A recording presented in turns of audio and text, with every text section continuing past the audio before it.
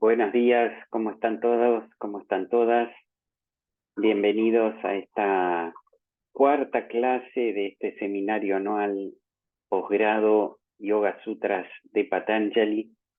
Hoy con grabación para todos por esta dificultad de señal que tuve, así que van a poder estar viendo la clase como cada primer sábado, y desde ya adelantarles que a lo largo de julio vamos a coordinar una clase adicional optativa para los que quieran y puedan, para hacer preguntas, para reforzar algunos conceptos de todo lo que llevamos visto hasta este momento. Y también para, en un horario en que podamos relacionarnos directamente con algunos de los que normalmente no pueden estar online compartiendo la clase sincrónicamente, ¿no?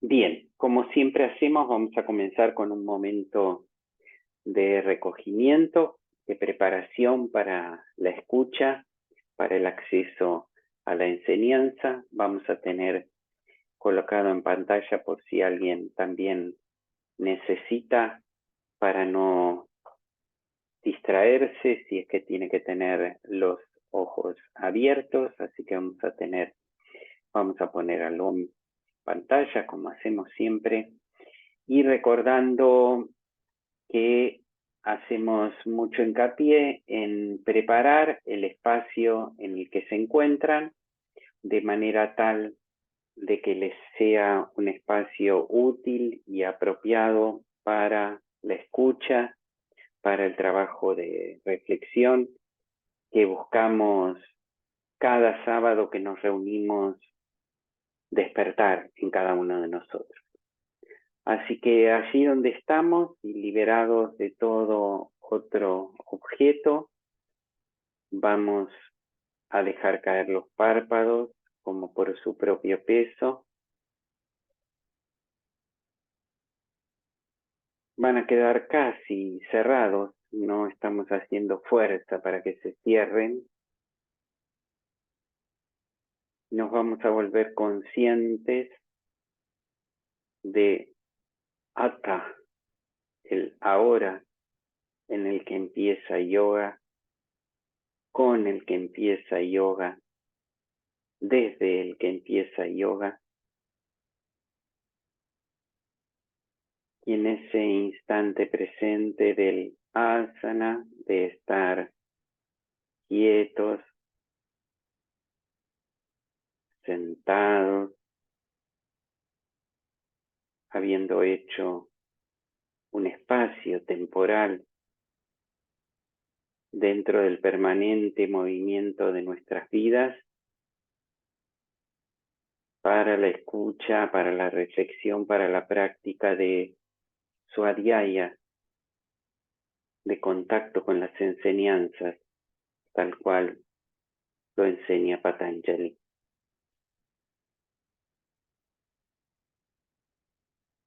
Y en esa conciencia del instante presente se nos revela el don de la vida que se nos da cada vez que inhalamos,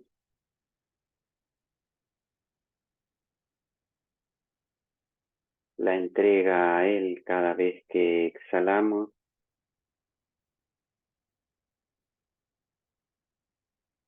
y ese momento de comunión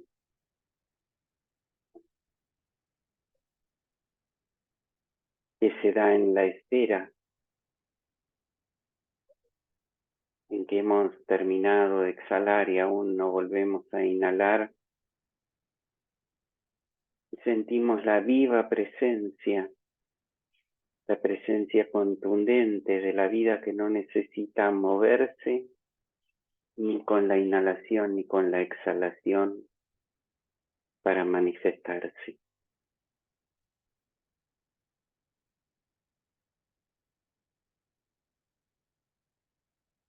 Podemos aprovechar para exhalar con más profundidad si es que necesitamos soltar molestias corporales, inquietudes sensoriales.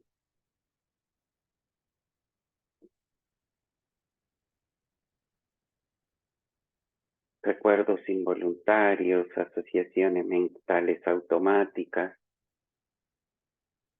Dejamos que el propio impulso descendente de la exhalación lleve consigo todo aquello que vino solo sin que lo hayamos convocado.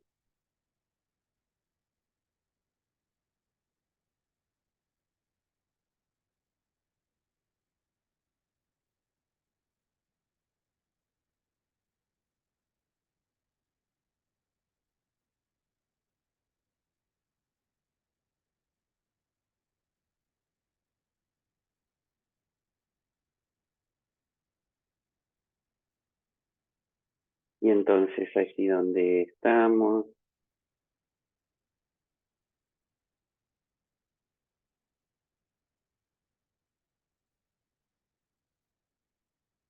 acompañamos la exhalación con el canto de Om,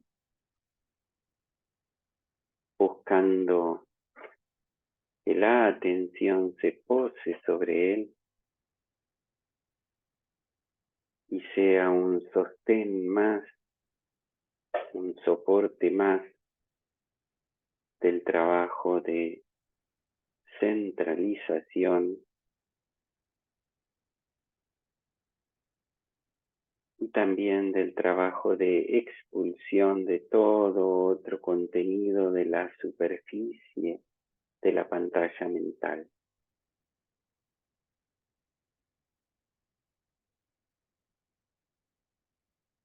Cantamos entonces cada Om como si fuera un canto en sí mismo para evitar la mecanicidad.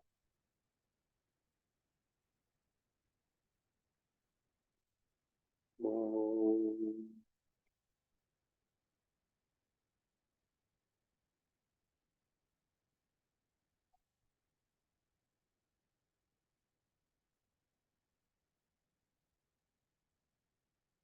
Om.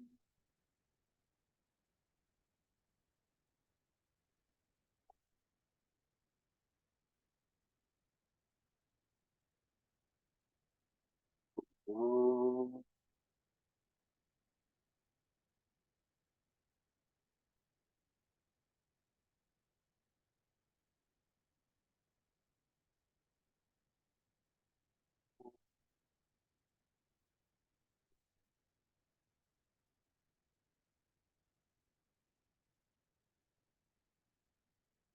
Bien presentes en el Om. Om.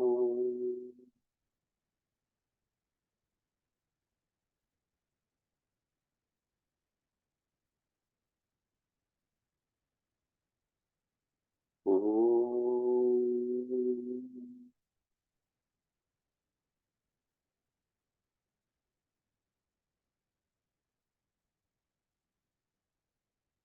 Om.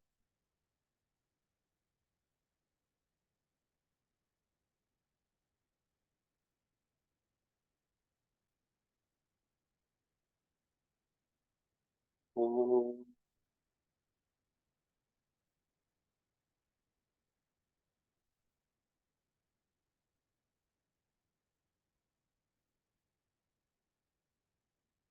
Om.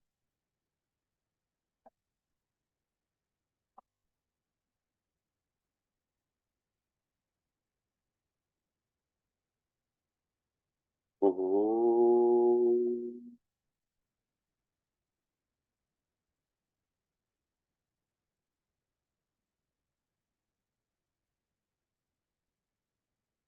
Om.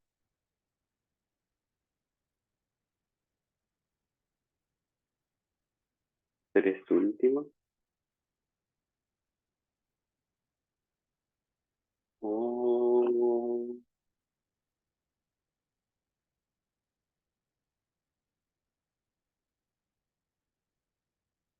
Om.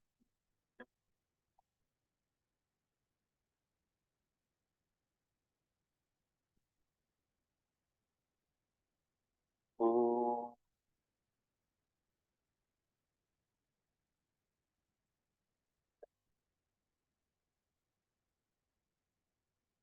Reposamos unos instantes en el silencio que sigue a Om.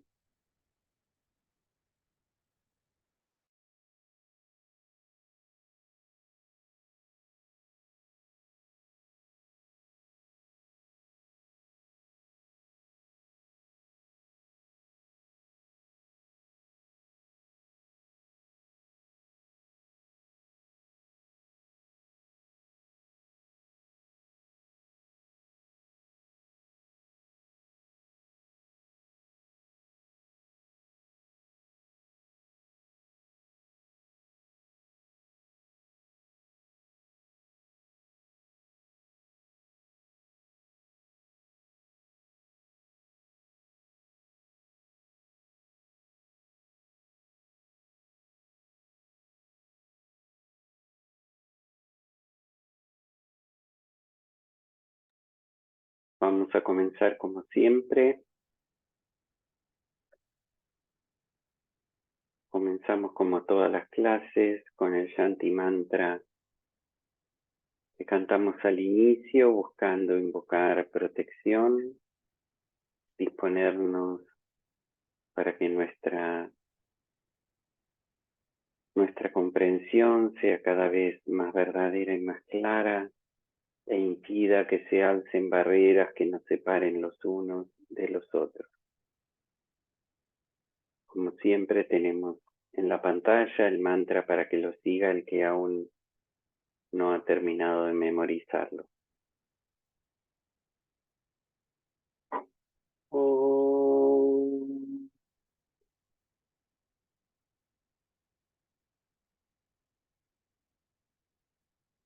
Sahana bhavatu, sahanau bhunaktu, sahaviryam karavavahai, tejasvinavaditamastu, ma vidvishavahai. Om Shanti Shanti Shanti. Om.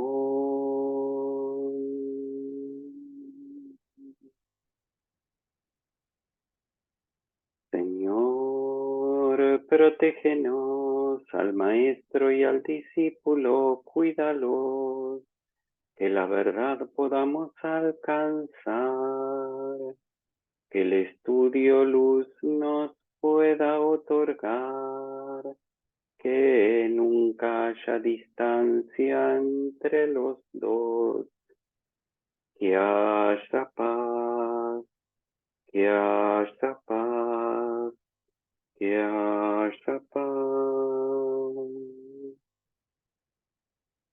Om.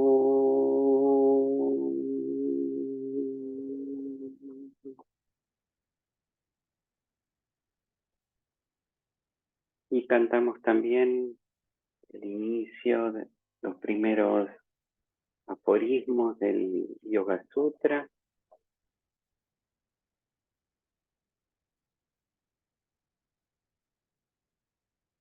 Lo tenemos también en pantalla porque incluso algunos son las primeras clases que estamos cantándolo. Ahora estamos en yoga. Yoga es el arte de serenar la mente y reposar en el propio ser eterno, y así evitar la gran confusión de la identificación. Los 5 movimientos mentales pueden ser perturbadores o no perturbadores. Son 5: recto, conocimiento, error, imagen fantástica, sueño profundo y memoria. Se los puede suprimir con esfuerzo sostenido y desapego. El esfuerzo es el ejercicio por la estabilidad de la mente, sostenidos durante largo tiempo, sin interrupciones y con dedicación y devoción. Preceden y promueven el aquietamiento de la mente, la fe, la energía, la memoria y el conocimiento intuitivo. Sin duda está muy cerca para aquellos de intenso fervor. Ahora estamos en yoga. Yoga es el arte de serenar la mente y reposar en el propio ser eterno, y así evitar la gran confusión de la identificación. Hari Om.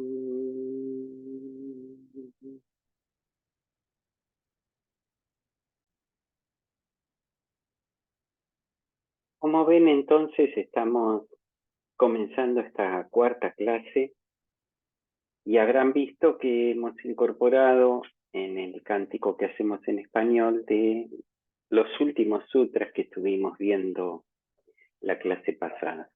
Especialmente, y los vamos a recorrer aquí, estos que son el 20 y el 21, sobre los cuales estuvimos haciendo hincapié en cuanto a cuáles son los factores que preceden y promueven. Esto es, aquellos con los que necesitamos abocarnos al trabajo de la práctica, al trabajo de la profundización, y aquellos que cuando los recurrimos a ellos, lo que vamos a ver es que se multiplican nuestras capacidades y se reducen las dificultades.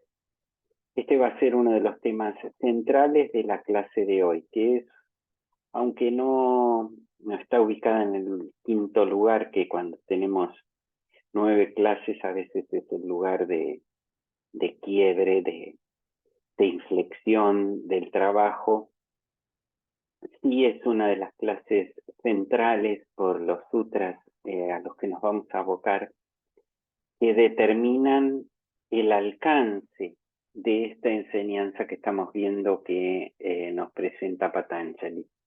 Dentro de las dudas o comentarios que ustedes me estuvieron haciendo llegar sobre las clases anteriores, una de ellas aludía al carácter, por un lado, tan infinito que tiene la enseñanza de Patanjali y a su vez tan preciso y tan intenso.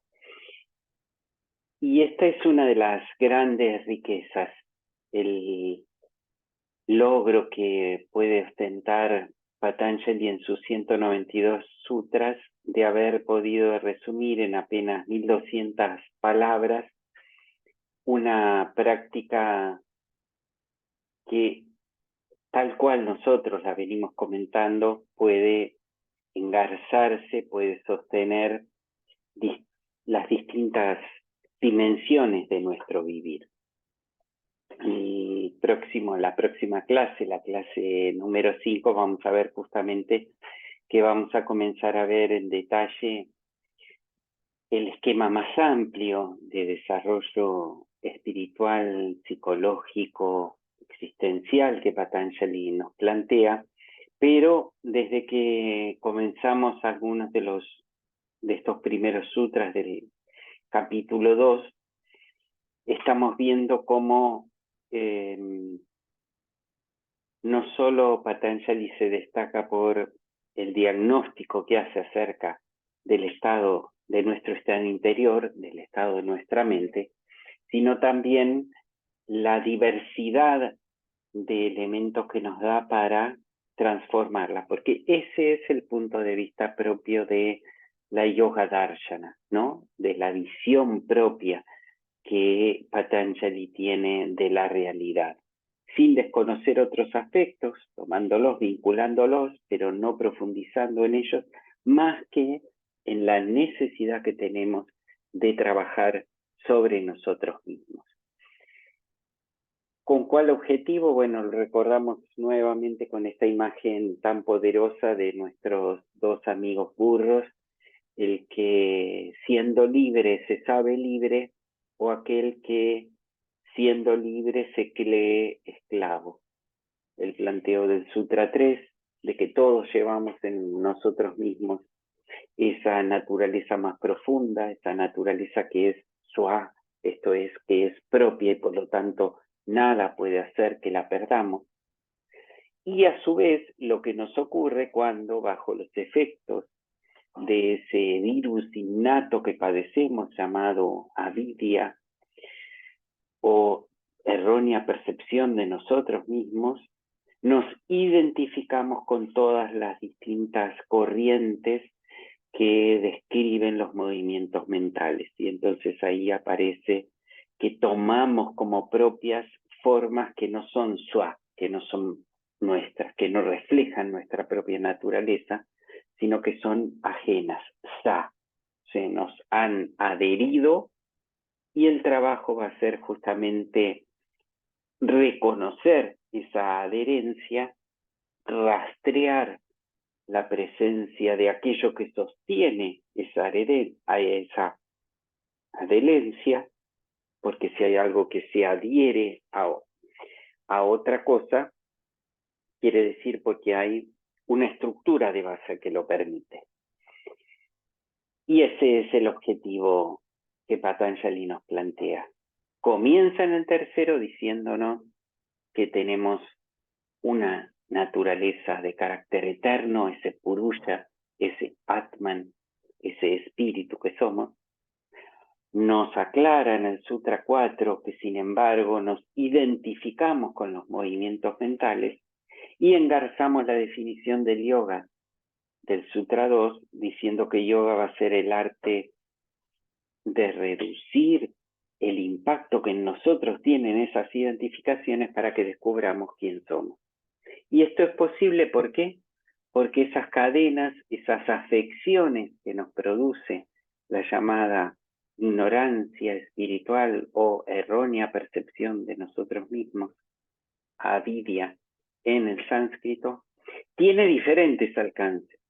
No siempre está en plena actividad y por lo tanto, o específicamente, Patanjali nos va a proponer cómo hacer para que comiencen a reducir su poder sobre nosotros, comiencen a atenuarse sus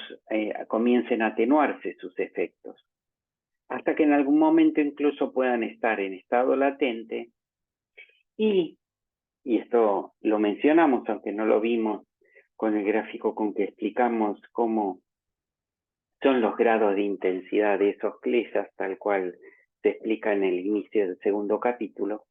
En algún momento, a partir de la experiencia continuada y profunda de samadhi en sus distintas etapas y en sus distintas profundidades, esos kleshas pueden incluso pasar a estar inactivos.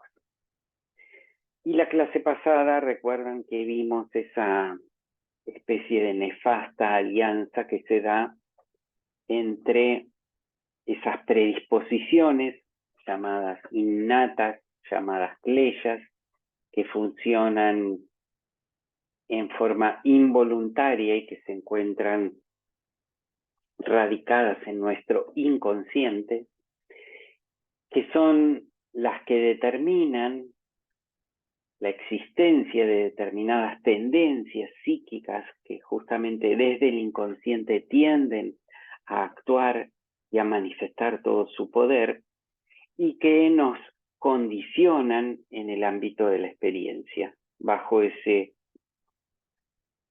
proceso llamado karma. Y a esto contribuyen las tres formas que tienen la energía de la vida, la energía de la prakriti, de esa sustancia de la que está hecho todo lo existente, en su diversidad de aspectos sobre las que estuvimos trabajando. La que oscurece, tamas, la que nos pone en actividad pero a su vez nos exterioriza y nos vuelve ansiosos y nos vuelve temerosos, padecientes, anhelantes, rayas, y la que actúa a manera de equilibrador, a manera de compensador de esos dos excesos, y la que permite que aún en la experiencia concreta que tenemos de la vida, esa experiencia tenga algo de claridad, algo de luz interior. Sattva, aquella que habla de las cosas que son sat, las cosas que son permanentes, las cosas que son verdaderas y también las cosas que son buenas, podríamos traducirla en ese sentido. Vimos que al inicio del segundo capítulo, Patanjali nos planteaba tres prácticas iniciales. Para transformarnos necesitamos indagar, swadhyaya, ponernos en contacto con una enseñanza y hacer a partir de la escucha de esa enseñanza la autoindagación. La escucha me permite saber en qué consiste la enseñanza y la autoindagación me permite saber qué tiene para transmitirme a mí en este momento la misma. Todo esto forma esa práctica global sin la cual evidentemente a menos que uno sea un Buda o un nuevo Patanjali es imposible el yoga. A esa práctica hay que agregarle las prácticas de purificación, tapas, y a su vez la apertura a la trascendencia, la apertura a la dimensión divina de la vida. Ishvara Pranidhana, Pranidhana quiere decir entregarse. Lo hemos visto, hemos desarrollado el sábado anterior, cómo estas primeras prácticas habían comenzado a desarrollarse con detalle en el primer capítulo a partir del Sutra 23. La primera de todas ellas, justamente Ishvara Pranidhana, a través de la manera en que ese Ishvara se hace presente en la vida concreta, Om, con el objetivo de, en primer lugar, revertir el funcionamiento de la conciencia. Que por esos hábitos, que esas identificaciones de las que nos habla el Sutra 4, se ha acostumbrado a vivir exteriorizada y que ahora tiene en primera instancia como primer objetivo de práctica volver hacia adentro. Luego vamos a ver que hay una instancia superior en la que el afuera y el adentro se integran como dos momentos diferenciados de un único proceso. Pero ese es un paso posterior a este primer objetivo de hacer que la conciencia comprenda que hay un adentro y comience a conocer cuáles son todas las distintas facultades que pueblan nuestra interioridad. Y el segundo objetivo, que es empezar a debilitar esos pensamientos que derivan de esos kleyas, de esas determinaciones inconscientes e innatas, la falsa noción acerca de nosotros mismos, la conciencia egocéntrica, la atadura que representan movernos exclusivamente por gusto y disgusto, y en particular el temor a perder esa conciencia egocéntrica. Todas estas 5 fuerzas generan centenares y miles de movimientos mentales que se enraizan en ellas y que son los obstáculos con los cuales nos enfrentamos cuando queremos comenzar a lograr que así como nuestro cuerpo físico, cuando tenemos una determinación, se mueve en el mismo sentido, lo mismo ocurra con nuestro cuerpo mental, nuestro cuerpo psíquico. Esto es aprender lo que se llama el arte del autodirigirse, el autodominio, el autocontrol, entendido control en este significado técnico muy preciso que es la capacidad de dirigir, la capacidad de conducir las fuerzas interiores. Hacia eso se dirige ese abhyasa, ese esfuerzo sostenido que nos presentó Patanjali en el Sutra 12 y que lo caracterizó como, en el Sutra 13, volvemos a leerlo, tenemos aquí a mano, el ejercicio es el esfuerzo por la estabilidad de la mente. Y ese esfuerzo será abhyasa cuando podamos sostenerlo, cultivarlo durante largo tiempo, sin interrupción y con seriedad. Fíjense que se valora el esfuerzo no por los resultados que obtiene, sino por cómo se aplica uno a ese esfuerzo. Esto es por la dedicación al proceso. Por eso, en nuestro cántico inicial de los sutras decimos: yoga es el arte de serenar la mente. No nos alcanza con definirlo como una técnica. La técnica funciona y sirve a los propósitos de todo arte. Todo arte necesita de una técnica, pero nunca se agota en ella, sino que se manifiesta a través de ella. Esto es lo que nos dice entonces en este grupo de sutras del 12 al 16, Patanjali, cuando pone en el lugar central del criterio con el cual hay que abordar la práctica, abhyasa, el esfuerzo que se sostiene en el tiempo, no se interrumpe y uno se aboca a él con ese satkara que vimos que el Sutra 14 usa ese término sánscrito que quiere decir con seriedad, con compromiso, con devoción, con interés, y que fue complementado por este otro sutra con el que terminamos la clase pasada. Está muy cerca para aquellos de intenso fervor. Solo podremos lograr algo en todas las dimensiones de la vida y por lo tanto en la práctica de la vida espiritual, en aquellas cosas sobre las que tengamos un fervor intenso. ¿Cómo se riega ese fervor? El Sutra 20 nos dio la clave.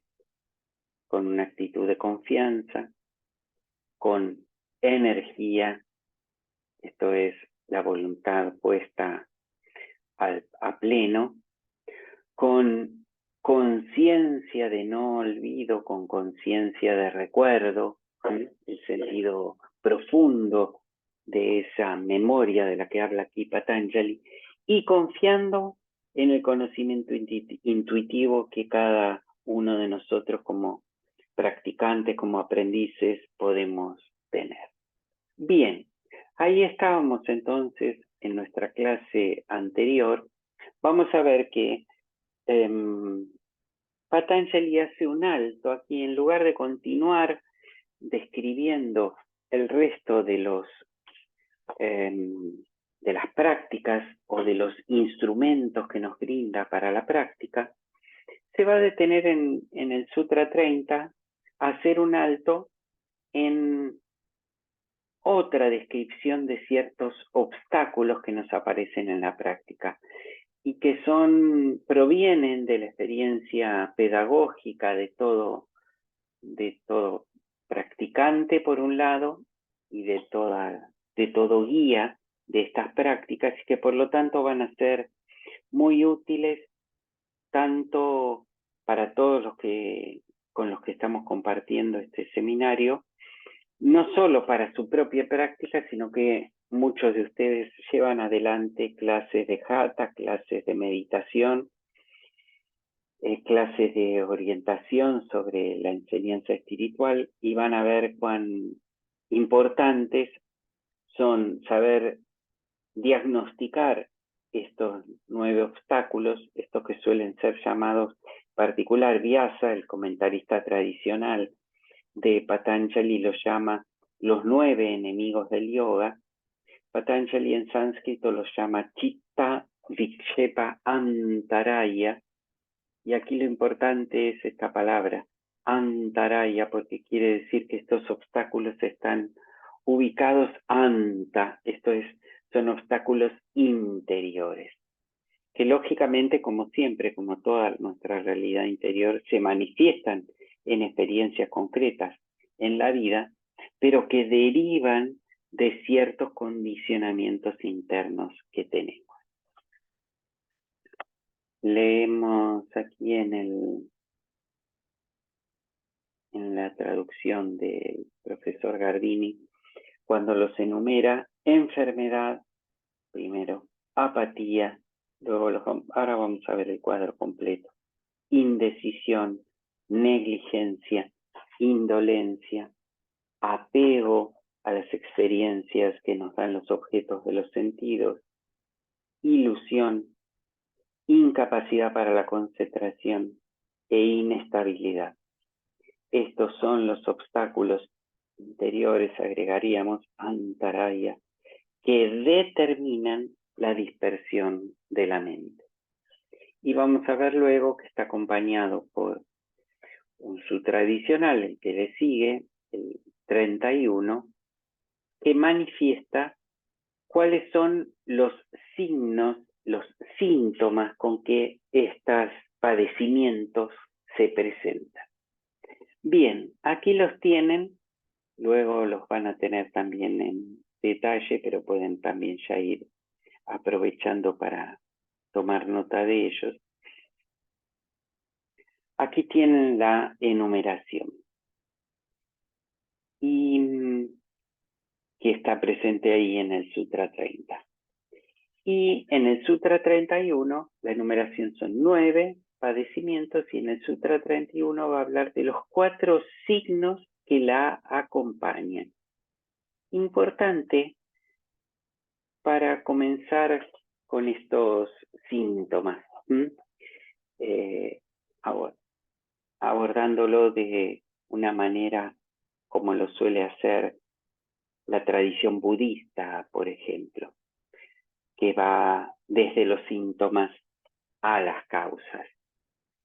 Y dice Patanjali entonces, esta dispersión está acompañada de 4 factores: sufrimiento, malestar mental, temblor del cuerpo y respiración dificultosa, irregular. Dukkha, dolor, inquietud mental en todas sus diversas formas, cuando no podemos permanecer serenos, tranquilos. Estrés, el cuerpo, tanto el cuerpo físico o el cuerpo físico, porque el cuerpo energético entra en ese estado de vibración irregular. Desde ya toda energía está permanentemente moviéndose, pero cuando esos movimientos responden a una regularidad no armónica del organismo, lo denominamos justamente ese estrés. Y uno de los signos más claros, respiración irregular. Este es un trabajo que ya alguna vez les he recomendado que hagan, de observar la estrecha relación que existe entre la respiración y los movimientos psíquicos. Prana la respiración es una de las formas de prana, y aquella a la que se alude directamente en las rutinas de Hatha, y manas, nuestra psique. Por eso decimos prana y manas son hermanas. Cuando una de ellas está inquieta, la otra le va a seguir irremediablemente. Lo podemos experimentar cada vez que tenemos un temor, un pánico incluso que nos deja sin respiración, que nos corta la respiración, una gran alegría, una gran ansiedad. Y esta interrelación vamos a ver que va a ser uno de los fundamentos de por qué en todas las prácticas de transformación interior que parten desde el cuerpo físico y desde el cuerpo pránico o energético, se busca inducir el efecto contrario, serenar, hacer más regular, o sea, más rítmica la respiración, aquietarla en el caso de la respiración significa extender las pausas que hay entre cada uno de sus movimientos. Esto es todo lo que dentro del trabajo del Hatha se denomina, y del Raja Yoga desde ya también, el cuarto de los pasos que va a enseñar Patanjali en su esquema de 8, pranayama, la capacidad de hacer yam, de dirigir la energía, en este caso la energía respiratoria. ¿Para qué? Para a través de ella inducir al aquietamiento y a la serenidad mental. Pero ahora Patanjali nos está diciendo, atención, si nos damos cuenta que nuestra respiración está irregular, señal de que hay detrás movimientos psíquicos irregulares que le están produciendo. Llámense temores, deseos, ansiedades, inquietudes, etc. Volvamos a los 9 enemigos del yoga, como dice Vyasa, a los 9 antarayas, a los 9 obstáculos interiores. Vamos a ver que algunos de ellos se manifiestan más claramente en nuestra dimensión exterior, otros más claramente en nuestra percepción interior, pero dada esa integralidad que tienen todos los cuerpos que nos constituyen, debemos saber que todos nos están hablando de factores que están, recuerdan la clase pasada cuando hablamos de Om y cómo la A de Om representaba todos los elementos más exteriores y la U todos los elementos más interiores, y ambos componen esas dos fases de la vida que sale hacia afuera y vuelve hacia adentro, y así mantiene y así conserva el funcionamiento de los ritmos vitales.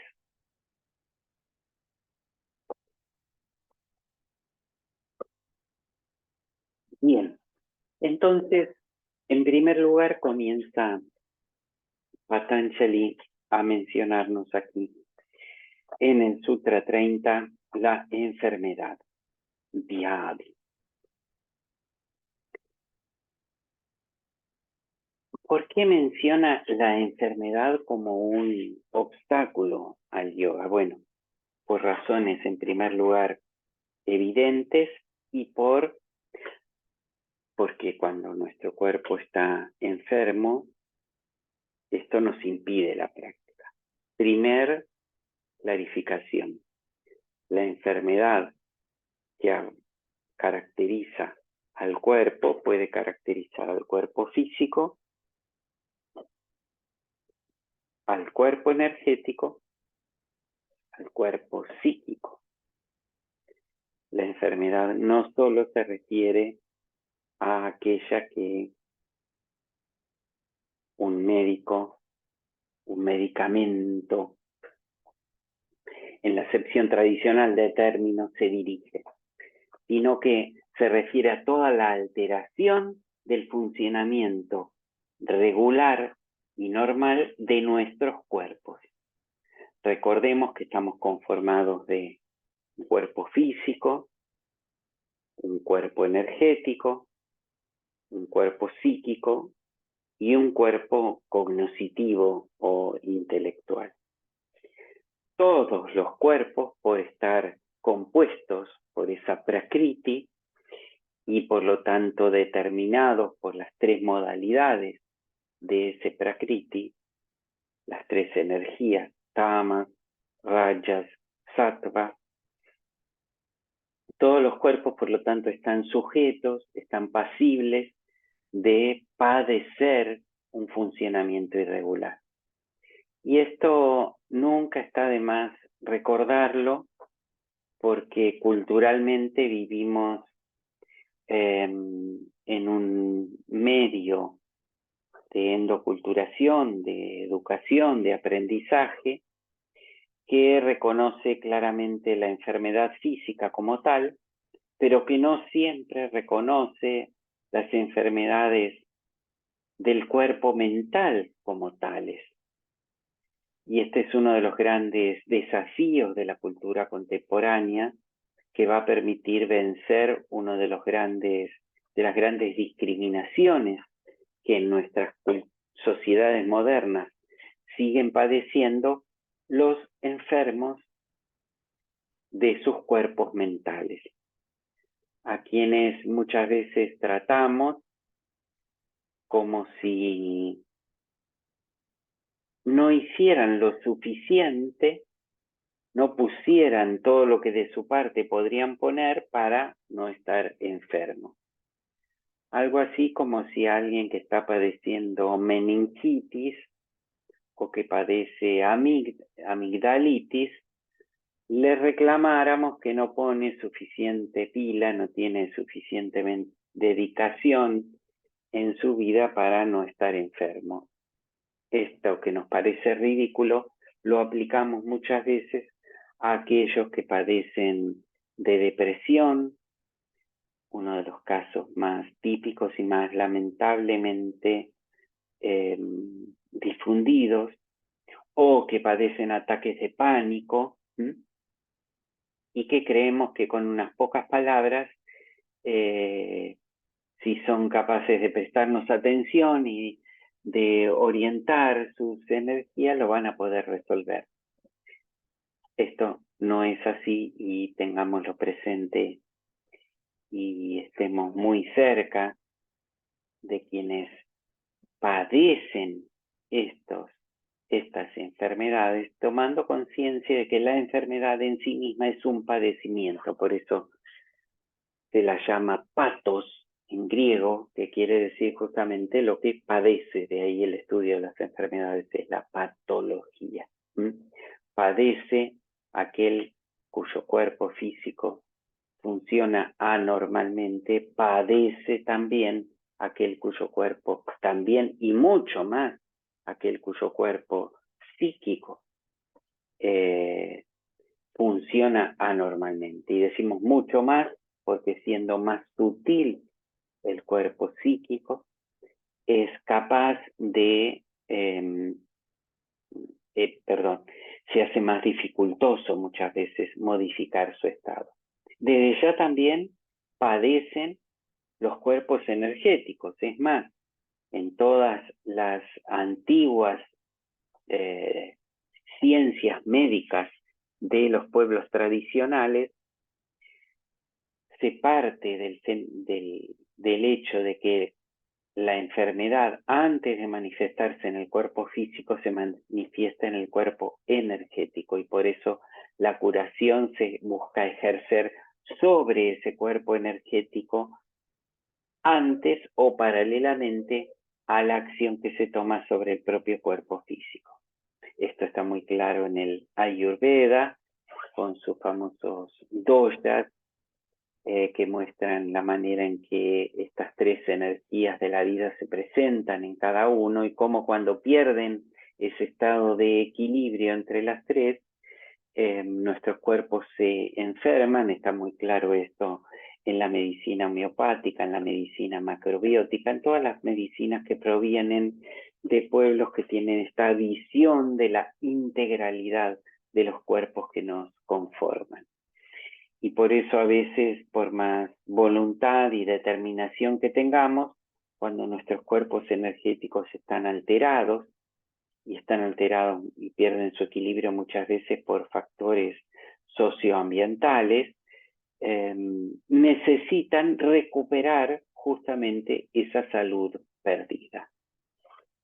Dolencias físicas, dolencias energéticas, desde ya dolencias psíquicas, se constituyen en obstáculos en el camino del yoga porque las tres generan padecimientos interiores, generan vritis perturbadores, diría Patanjali en el idioma técnico de la psicología del yoga.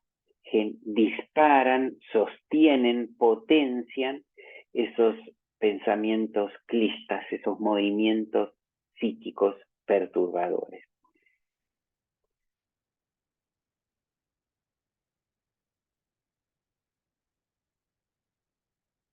Y una de las consecuencias más concretas de esto es que nos separan de la práctica. Ese es otro sentido que tiene la palabra antaraya. Estaba justamente aquí consultando el texto en sánscrito. Estos, aquí en la transcripción completa que tenemos de el sánscrito del Sutra 30, termina justamente con esta expresión, ¿no? Antarayaha. Y una de las acepciones de la palabra antara es separación. Y esta es una de las consecuencias que producen los 9 obstáculos. Nos separan de nuestra práctica. Por eso son considerados justamente obstáculos por las manifestaciones psíquicas que despiertan y porque estas manifestaciones lo que hacen es apartarnos de nuestra práctica. En este caso, la palabra que hace referencia a esas alteraciones psíquicas que nos separan de la práctica es la palabra vikshepa. Estas palabras técnicas dentro de la psicología del yoga, a veces como hemos visto ya en muchos de estos términos técnicos, tienen diversas acepciones. En este caso, los vikshepas están apuntando a los movimientos mentales interiores que nos separan, que nos impiden, que nos bloquean la práctica. Bien.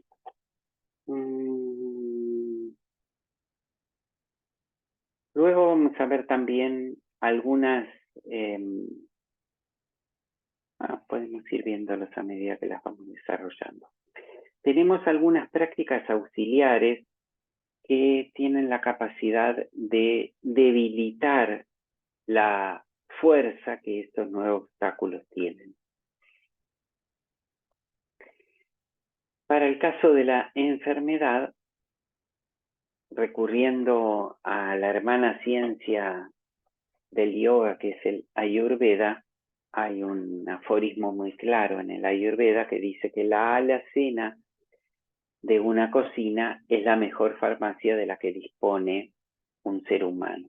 Y por lo tanto nos habla de la influencia que tienen los alimentos como factores de prevención o curación de las enfermedades, tanto físicas, fundamentalmente de las enfermedades energéticas, las enfermedades del cuerpo pránico, como también complementos de las enfermedades que se instalan en el cuerpo psíquico.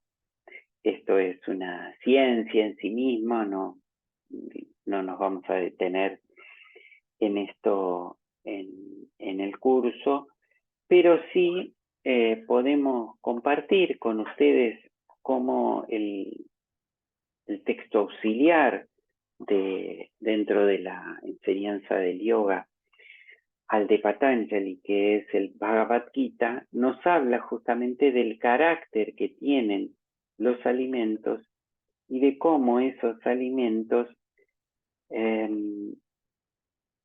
y su componente energético constituyen, potencian, desarrollan determinados movimientos mentales, movimientos interiores. Esto lo hace Bhagavad Gita en 3 capítulos en particular, uno que se dedica específicamente al tema de cómo las 3 energías determinan la constitución del mundo, que es el capítulo 14, y luego hay 2 complementos, uno en el capítulo 17 y otro en el capítulo 18. Vamos a observar justamente cuando se habla de cómo cada una de estas cualidades, en la medida en que constituye el carácter central de determinados elementos, generan y potencian los factores tamásicos en un caso, rayásicos en otro caso y sáttvicos en otro. Esto no es nada desconocido para todo aquel que desarrolle alguna percepción, una capacidad de autoobservación, pero la vamos a complementar con lo que nos muestra Bhagavad Gita. Y fíjense que en el capítulo 17, es llamado el de los 3 linajes de la fe, dice el maestro del Bhagavad Gita, Krishna, de 3 linajes son los alimentos gratos a los seres humanos. Y tenemos aquí, de 3 linajes son los alimentos gratos. Los alimentos que acrecientan la vitalidad, el vigor, la salud, el gozo y el bienestar, esto es, los alimentos que cuando los ingerimos nos sentimos bien. La palabra bienestar es quizás la que mejor resume todos estos factores. Bien quiere decir que nos sentimos con mucha energía, saludables, que encontramos gozo en la ingestión de esos alimentos. ¿Cuáles son esos alimentos? Dice el Bhagavad Gita. Son los oleaginosos, sabrosos, nutritivos y agradables. ¿Qué hacen estos alimentos? Potencian el sattva, la energía del equilibrio, la energía de la armonía. No todos los seres humanos somos sáttvicos, muchos somos rayásicos, aquí lo traduce como pasionales, nos mueve la energía de la búsqueda. Y entonces, ¿cuál es el carácter que tienen estos alimentos? Los que potencian esta cualidad energética. Son amargos, agrios, salados, calientes, acres, secos y ardientes. ¿Y qué es lo que producen? Dice, producen molestias, dolores y enfermedades. Esos alimentos que tanto gusto nos despiertan y que a su vez tantas dificultades nos traen. Pero hay un tercer grupo de alimentos, el Bhagavad Gita los llama rancios, averiados, insulsos, corrompidos, esto es, compuestos de energía en descomposición. ¿Qué es lo que estos producen? Producen justamente pesadez, inercia, falta de claridad. ¿Por qué? Porque potencian ese componente tamásico que el cuerpo físico, el cuerpo energético principalmente, por consecuencia, cuando el cuerpo energético está tamásico, se transfiere al cuerpo físico y al cuerpo psíquico. Bien, alguna sabiduría, como vemos, complementaria de cómo determinados elementos generan movimientos interiores. Segundo factor, apatía stiana. ¿Qué es la apatía? La incapacidad de actuar. En la tradición monástica cristiana, cuando se habla de los 8 factores que son los enemigos del monje, esto es, del que está abocado con exclusividad a un trabajo de autoobservación y de autotransformación, se la llama asedia. Y este es un estado eminentemente tamásico, de acuerdo a esa descripción energética, así como vamos a ver que el siguiente, el de la duda, es un estado eminentemente rayásico. Uno no se decide por tantas cosas que querría hacer, tantas posibilidades que tiene, que ve, que se le presentan.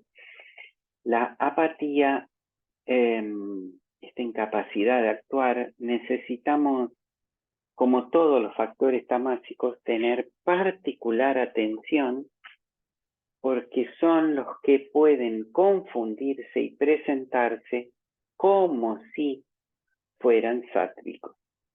Una persona apática puede ser confundida muchas veces con una persona comprensiva o con una persona que está satisfecha una vez que hizo lo que tenía que hacer con lo que la vida le ofrece, y por lo tanto su no actuar es fruto de toda una actuación previa, o su no actuar es fruto de una comprensión que le marca que lo que tiene que hacer es esperar, y especialmente en los estereotipos que se generan a veces en las prácticas de jata, de meditación, de diversas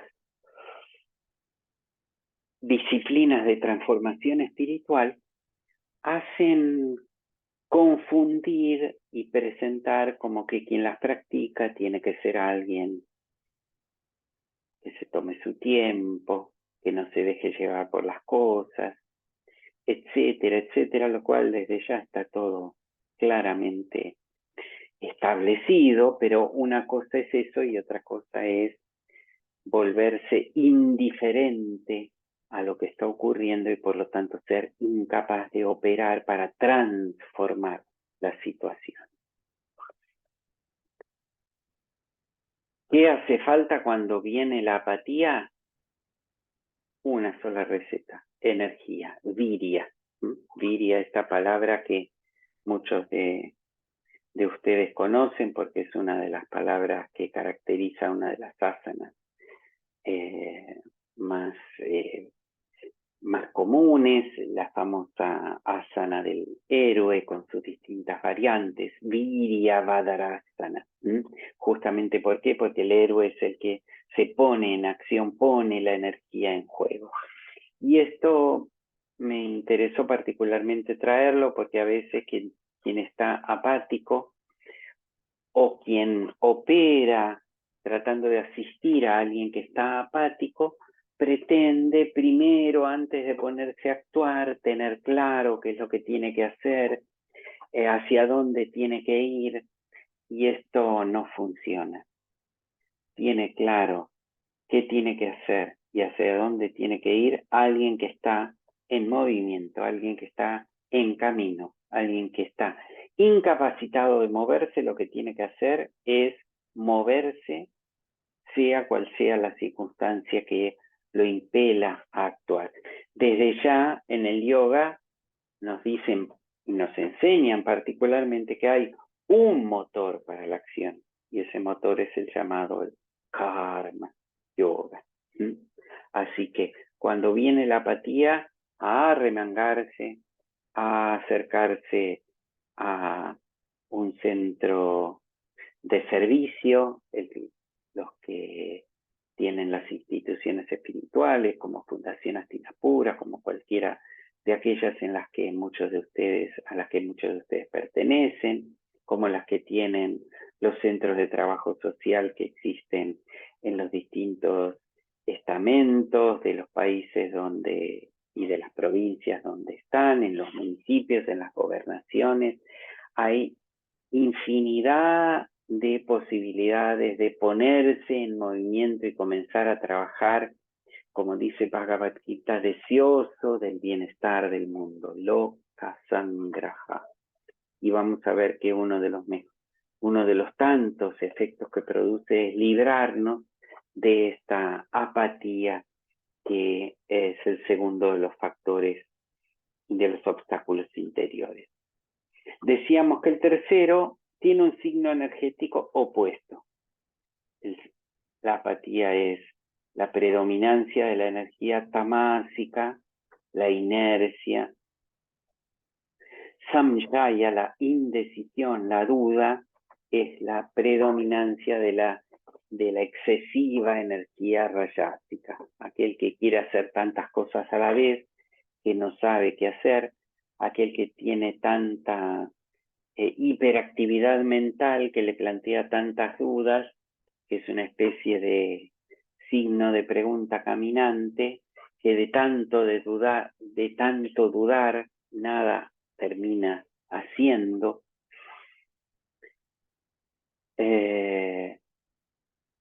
Una de las razones por las que la duda excesiva y la indecisión se sostienen es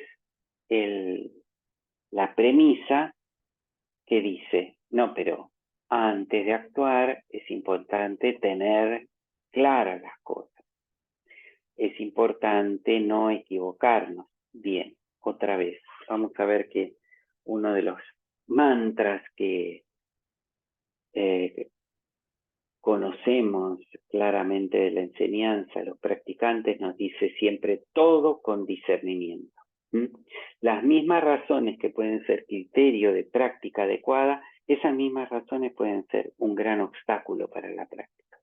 Por lo tanto, ante estos razonamientos, lo que tenemos que comprender es que el aprendizaje se produce no a pesar de los errores, sino muchas veces gracias a los errores. Rabindranath Tagore, el célebre artista y pedagogo de la India, fundador de una tradición pedagógica propia, sostenía en sus mensajes al maestro y su formación: ten cuidado de no dejar fuera de tu aula al error, porque junto a él se quedará el aprendizaje.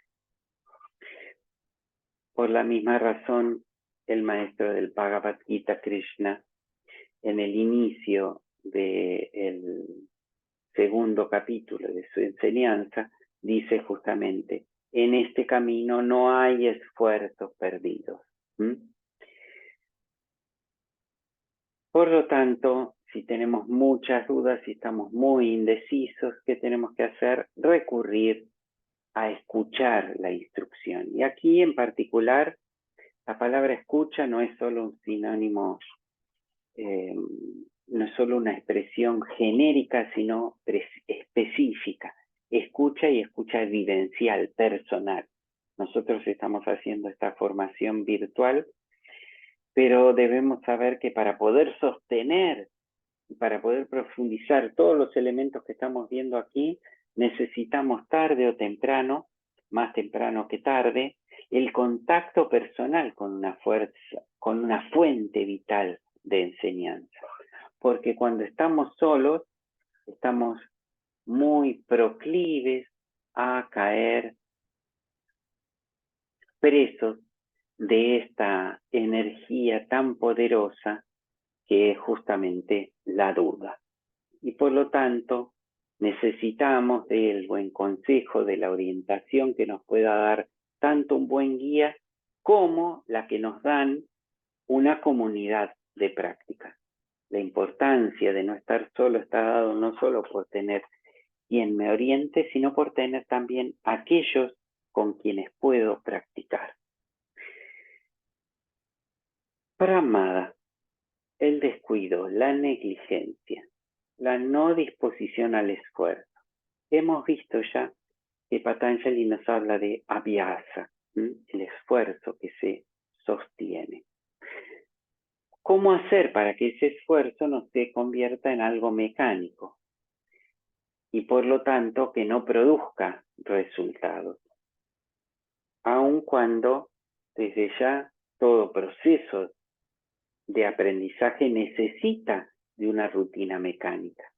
Pero esa rutina mecánica tiene que siempre estar alimentada por la disposición del practicante. Aquí a lo que se refiere es a realizar displicentemente la práctica. Y esto nos cuesta a veces porque una de las maneras centrales de remover estos descuidos es aprender las disciplinas de práctica con sus propias normas. Y así como nadie dudaría de la importancia que tiene para aprender el arte de la danza, de las normas que tiene toda danza, toda, desde la más popular hasta la más clásica y cultivada, o de las normas que tiene el aprendizaje del arte de la música, del arte de la construcción de objetos. Muchas veces descreemos de la importancia que tienen las normas del aprendizaje. Y la primera razón por la que descreemos suele ser, bueno, pero ¿por qué hacer tal cosa de tal o cual manera? Bueno, eso es lo que previó justamente quien desarrolló un determinado arte. Y solo practicándolo voy a poder comprender por qué determinadas normas se utilizan para producir determinados efectos de aprendizaje. Mientras no practique, no lo puedo saber. Y siempre, desde ya, siempre que estas normas estén dentro de lo que las grandes normas de convivencia plantean, o que no estén en conflicto con las grandes normas de convivencia, y esto lo recargamos porque muchas veces bajo el pretexto de una enseñanza transformadora, como pueden ser las del hatha, las de la meditación, las distintas formas de yoga que conocemos, se violan las normas de la convivencia, las normas del respeto, las normas de la interacción entre los seres humanos. Por lo tanto, volvemos otra vez al mantra del practicante, todo con discernimiento. En particular, aquí pusimos la importancia que tiene para desarticular estos descuidos contar con un sangha, contar con una comunidad de práctica. En la tradición de la India y del yoga, esa comunidad se llama Sat Sangha. Esto es un sangha, una comunidad de proximidad. Sangha quiere decir aquello que está cerca, que despierte Sat. Esto es que despierte lo mejor de mí. Porque hay comunidades de práctica también, pero que no despiertan lo mejor de nosotros. Despiertan lo peor de nosotros. En las prácticas espirituales estas se las llaman Sangha Dosha. Sangha, compañía que deja manchas después de que uno ha atravesado.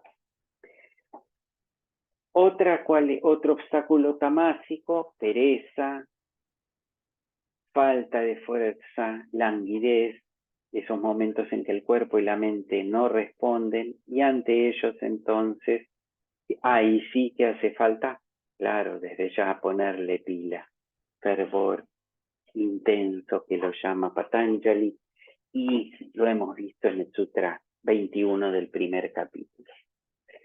¿Qué pasa cuando, por el contrario, y esto muchas veces a medida que profundizamos la práctica se potencia, aparecen los factores de descontrol mental, que se presentan muchas veces a través de los sentidos, pero que en realidad impactan porque dentro nuestro nos sentimos tentados a comer en demasía, a perdernos a través de del apego que tenemos a determinadas impresiones sensoriales, a caer presos del descontrol, de la energía psíquica, de la energía sexual. Y entonces aquí, ¿qué hace falta? Aquí hace falta dedicación a las prácticas espirituales. Nuevamente, dedicación con discernimiento. Cada cosa tiene que ir madurándose y tiene que ir teniendo su tiempo. Séptimo, entramos ahora en algunos factores un poco más interiores y más poderosos. Errores de percepción, confusiones, errores de enseñanza, errores de concepto, falta de claridad en el discernimiento. Y ahí entonces, ¿qué es lo que necesitamos? Necesitamos desarrollar, potenciar las prácticas de purificación de la mente. Genéricamente en la tradición de la India se llaman Pasana. Patanjali las va a precisar con más dedicación en los 5 yamas y en los 5 niyamas. Y no hay que quitarle el mérito que estas prácticas de purificación tienen, aun cuando uno, cuando comienza a practicarlas, no tiene toda la claridad de por qué hacerlos o de cuál es la manera más profunda que se hacen. Uno de los grandes obstáculos que tiene incorporar a la práctica de esas grandes disciplinas englobadas en la palabra yoga es pretender hacer todo con profundidad desde el comienzo. La profundidad es un proceso, como lo marca la palabra, al que se llega desde la superficie, como cuando uno nada. Se sumerge en la superficie y desde la superficie va poco a poco descendiendo hacia el fondo. Poco a poco quiere decir que va adaptando sus cuerpos a las condiciones diferentes de presión que hay cuando uno nada hacia las distintas metros de profundidad. Lo mismo pasa en la práctica espiritual y por lo tanto no se puede apresurar el proceso ni se puede bajar de golpe, como tampoco se puede bajar de golpe ingresando en el agua a profundidad. ¿Por qué? Porque se trata de ir descendiendo en las aguas de la mente. Y el descenso en las aguas de la mente, el agua es uno de los símbolos más claros de la dinámica psíquica, de la naturaleza de la psique, justamente por su dinámica, por su maleabilidad y por su capacidad que tiene de adaptarse a distintas y de presentarse de distintas maneras.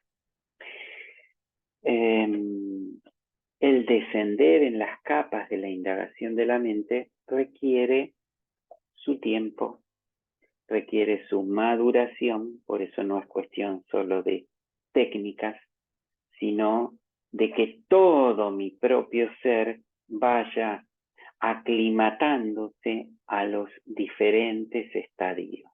No se puede violentar la propia mente. Y las experiencias que uno haya tenido personalmente o de personas cercanas, en que bajo el pretexto de la transformación espiritual sometieron a sus propias mentes, a sus propias interioridades, a procesos de violencia interior, habrán visto que nunca se llega a buen puerto. Así como los 9 obstáculos tienen sus 9 prácticas que ayudan, también tienen, y aquí los vamos a cerrar esta primera parte luego, con ello tienen los excesos que pueden producir estas prácticas. Por último, hay un obstáculo muy preciso que solo lo tiene quien está practicando, que es la dificultad en seguir avanzando en su práctica, en ir pasando de etapa en etapa. Y aquí entonces, esta es la contrapartida de lo que recién mencionaba. Y aquí entonces lo que hace falta es recordar el factor de abhyasa que nos señaló Patanjali, ser perseverante. Y así como el octavo, el noveno, la incapacidad de mantenernos en determinado estado.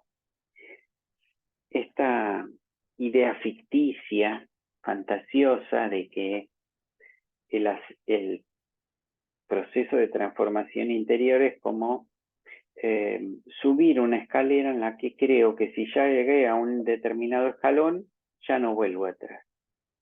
Y esto es una falacia práctica total. Todo el que haya subido alguna vez una escalera sabe que en cualquier escalón me puedo resbalar y cuando me resbalo no me caigo al anterior. Me caigo a veces varios escalones o toda la escalera.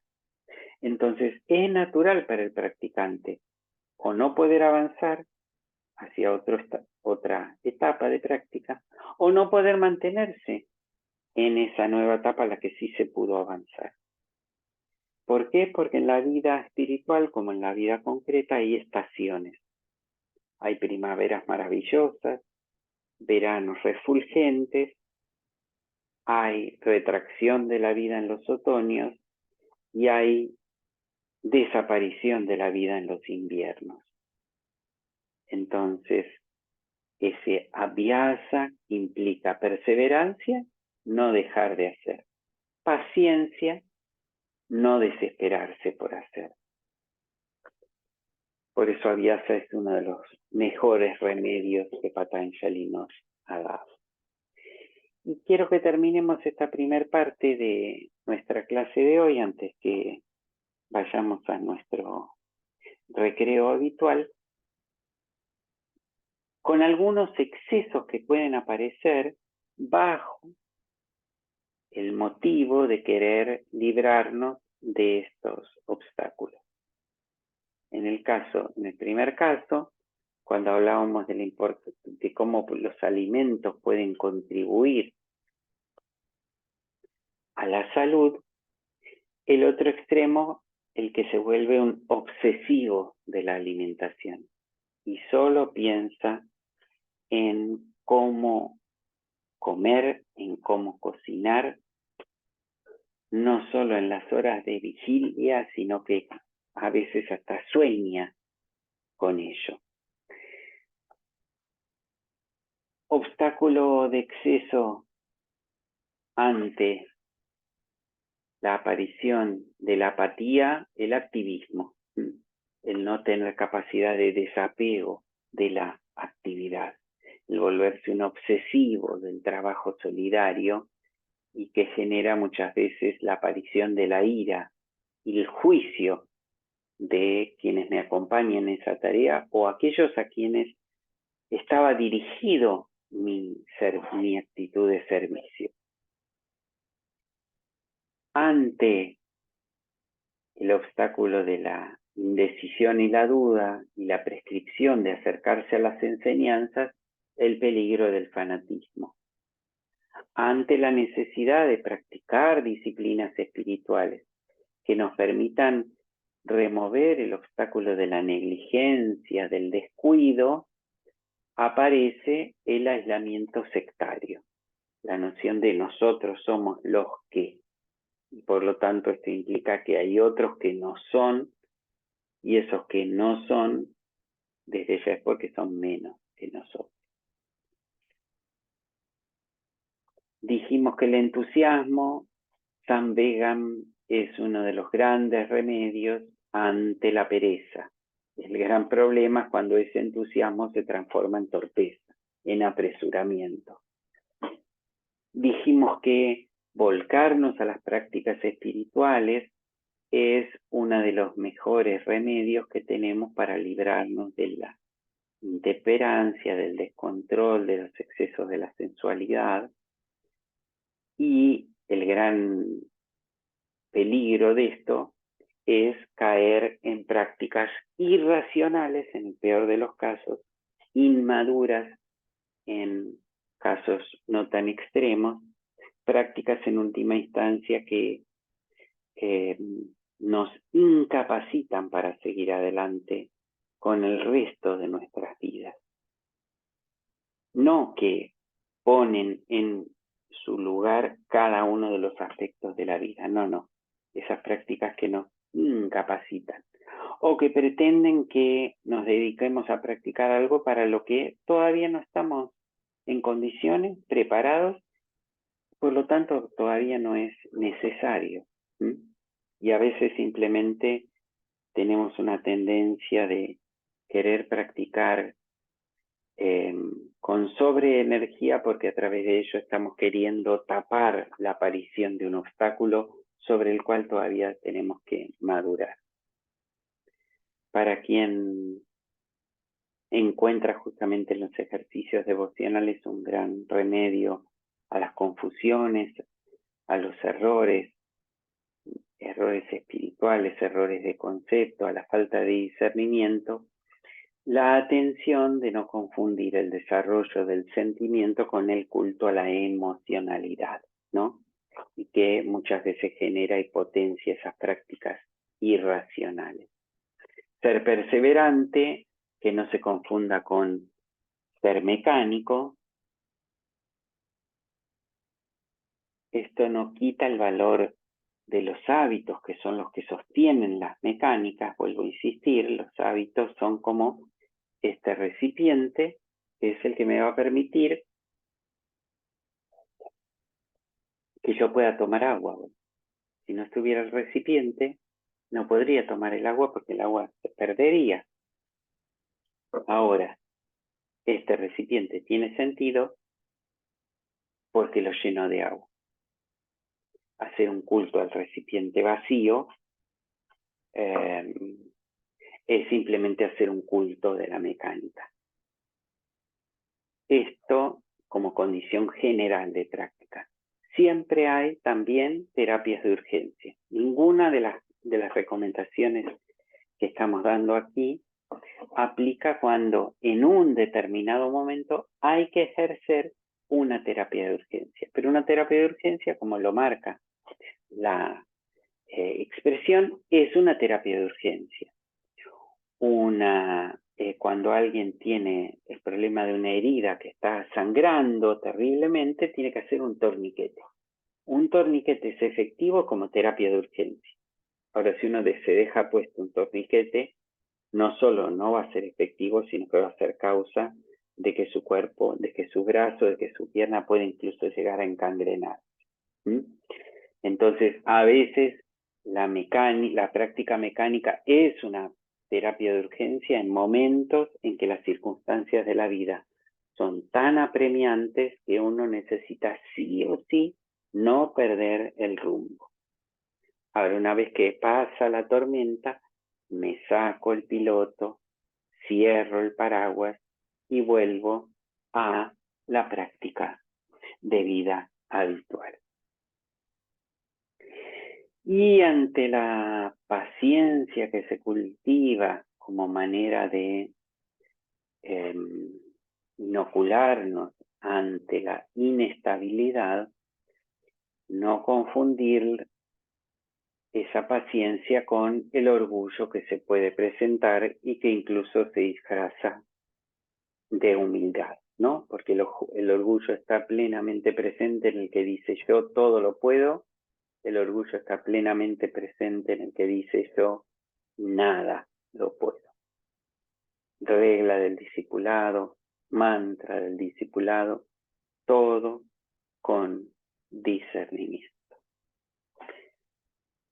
Por eso no todo puede estar escrito, porque cada uno en una determinada circunstancia, en un determinado momento de su práctica, lo que en algún momento implicaba que había que hablar, ahora implica que hay que callar.